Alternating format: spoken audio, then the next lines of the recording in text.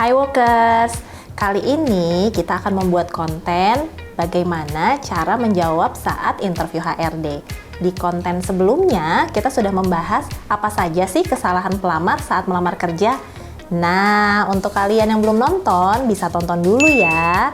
Saat ini kami akan memberikan contoh-contoh bagaimana cara menjawab interview dengan HRD. Untuk teman-teman yang mau tahu seputar dunia kerja, bisa subscribe dan follow YouTube channel Workerspedia atau Instagram @workerspedia dan website workerspedia.id. Sat, langsung dapat kerja di Workerspedia.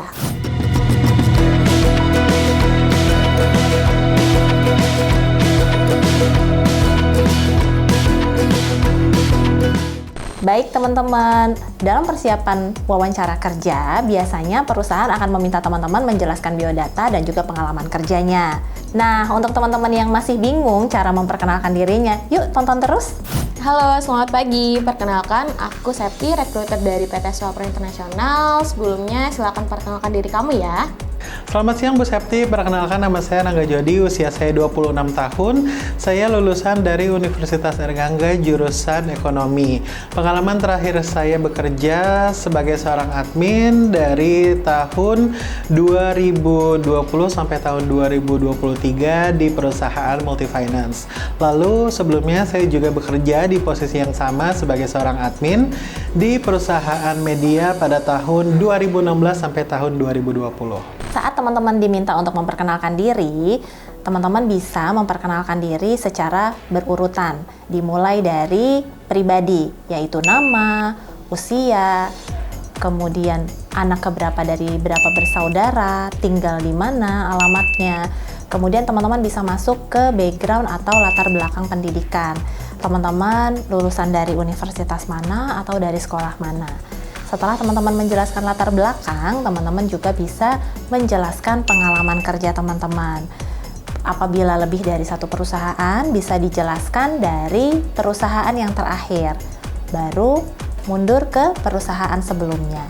Apabila teman-teman masih fresh graduate atau baru lulus, teman-teman bisa menceritakan pengalaman organisasi atau juga aktivitas lainnya. Nah, selain itu, teman-teman juga bisa tambahkan apa saja sih kompetensi yang kalian miliki sebagai nilai tambah dari perkenalan diri tersebut. Oke, berarti untuk yang terakhir, kamu pengalamannya itu di 2023 ya Mas ya. Nah, kira-kira setelah itu kesibukan kamu apa aja nih? Dari tahun 2023 sampai saat ini, selain melamar pekerjaan di berbagai perusahaan, saya juga suka mengikuti seminar atau webinar untuk mengembangkan skill saya. Selain itu, saya juga kerap berpartisipasi sebagai volunteer di beberapa event. Oke, misalnya teman-teman ada gap 1 tahun nih dari pekerjaan formal terakhir. Teman-teman bisa menyiasatinya dengan menjelaskan aktivitas apa yang teman-teman lakukan 1 tahun terakhir. Misalnya dengan pengembangan diri seperti training, mengikuti seminar, ataupun pekerjaan-pekerjaan informal lainnya yang saat ini teman-teman lakukan. Nah, kamu kan di sini apply-nya sebagai administrasi ya Mas Rangga. Nah, kira-kira kalau dari kamu tahu nggak sih job desk sebagai admin itu apa aja? Sebagai seorang admin, saya bertanggung jawab untuk mengelola dokumen, menginput data, dan merekap data-data karyawan. Nah, untuk job desk yang kalian lamar, seharusnya kalian harus paham apa fungsi dan tugasnya, dan sejauh apa lingkup pekerjaan kalian nantinya. Nah, kalian bisa menyiasatinya dengan cara teman-teman mencari tahu informasi tentang job desk tersebut sebelum teman-teman interview dan mempelajarinya dengan baik. Nah, kamu kan sudah paham ya mengenai job desk sebagai administrasi itu ngapain aja. Kira-kira kalau dari Mas Rangga, apa sih yang membuat kamu tertarik untuk apply di posisi ini? Mengapa saya berminat untuk melamar di posisi ini? Karena sesuai dengan bidang dari pendidikan saya dan jurusan yang saya pelajari, lalu juga sesuai dengan pengalaman kerja saya 7 tahun sebagai seorang admin. Maka dari itu, saya melamar sebagai posisi admin di perusahaan ini. Nah, teman-teman bisa menjawab dengan pekerjaan atau posisi tersebut adalah pekerjaan atau posisi yang teman-teman minati atau passionnya teman-teman memang di sana. sehingga perusahaan lebih merasa bahwa mendapatkan kandidat atau pelamar yang sesuai nih gitu ya. Kemudian juga sesuai juga dengan jurusan teman-teman, pendidikannya, atau memang teman-teman adalah karakter orang yang mau mempelajari hal baru, sehingga teman-teman mungkin pendidikannya agak sedikit berbeda nih jurusannya, tapi teman-teman sangat antusias untuk mempelajari suatu hal di luar dari pendidikan sebelumnya.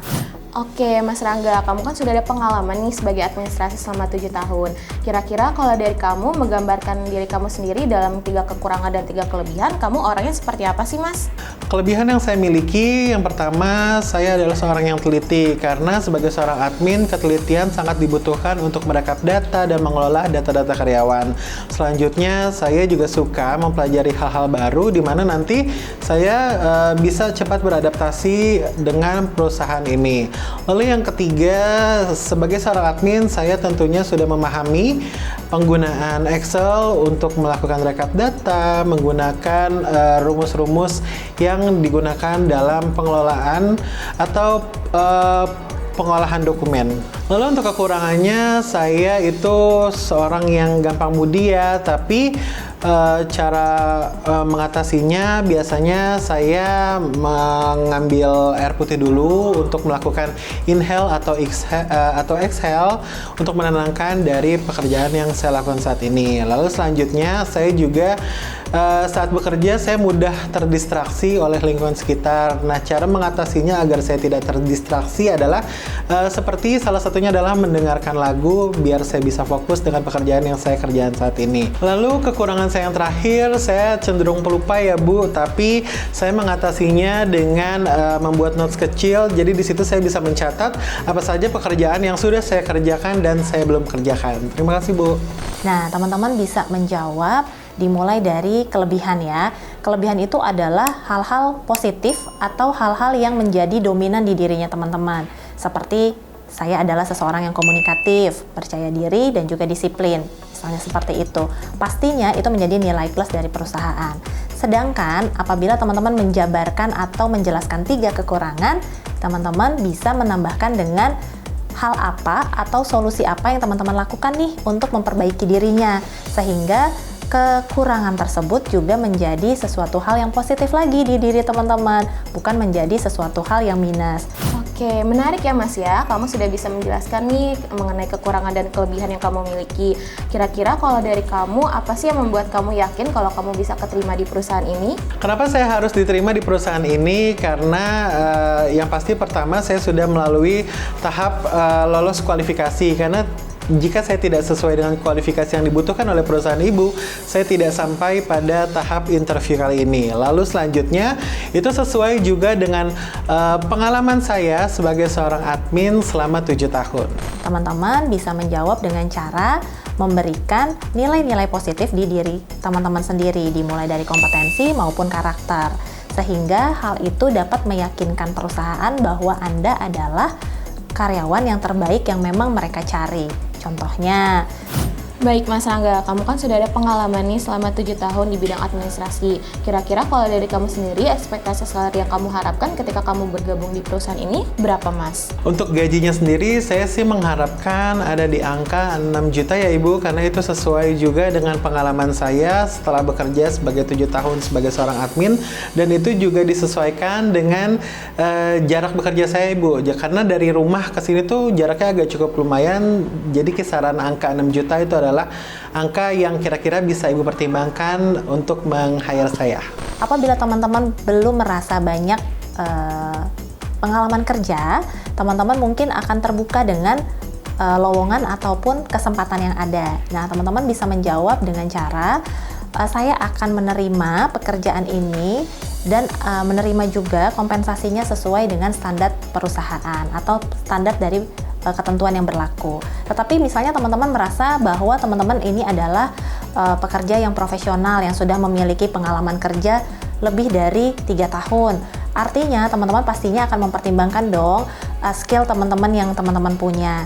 Nah, di situ teman-teman bisa bernegosiasi secara salary ya untuk ke perusahaannya sendiri dengan cara mungkin mempertimbangkan jarak rumah ke kantor atau hari kerjanya atau lingkup pekerjaannya yang nantinya teman-teman akan hadapi.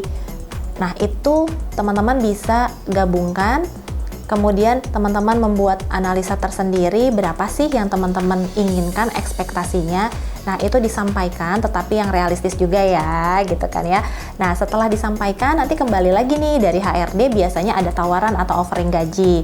Apakah di atas yang teman-teman minta ataupun di bawahnya. Baik, menarik ya Mas ya untuk ekspektasi salary kamu. Nah, kalau dari kamu sendiri, kamu bisa bergabung di perusahaan ini kapan Mas? Mengenai kapan bisa bekerja, karena posisi saya saat ini sedang available, jadi saya bisa bekerja secepatnya untuk mengisi posisi admin di perusahaan Ibu. Kalau sudah ada pertanyaan ini, bisa berbangga hati nih, bersenang-senang. Biasanya ini 90% teman-teman sudah dinyatakan lolos nih. Nah, kalau seperti itu berarti artinya tinggal kesanggupan atau kapan teman-teman siap untuk bekerja. Apabila saat ini kondisinya teman-teman sedang tidak bekerja atau baru lulus kuliah, bisa langsung teman-teman jawab dengan saya siap untuk join secepatnya, sehingga itu menjadikan salah satu nilai plus lagi nih untuk teman-teman. Teman-teman ternyata bisa langsung bergabung dengan perusahaan segera. Tetapi apabila teman-teman saat ini masih dalam kondisi bekerja atau mungkin memerlukan waktu prosedur untuk resign, nah teman-teman juga bisa sampaikan dengan baik bahwa berapa lama sih teman-teman ini membutuhkan waktu untuk prosedur resign-nya. Baik, sampai di sini dari penjelasan yang sudah saya jelaskan sebelumnya, kira-kira dari kamu ada yang mau kamu tanyakan? Untuk yang saya ingin tanyakan Bu, apakah ada tahapan selanjutnya setelah proses interview ini? Dan mengenai kabar terkait lolos atau tidaknya, kira-kira saya bisa dikabarin kapan ya Bu?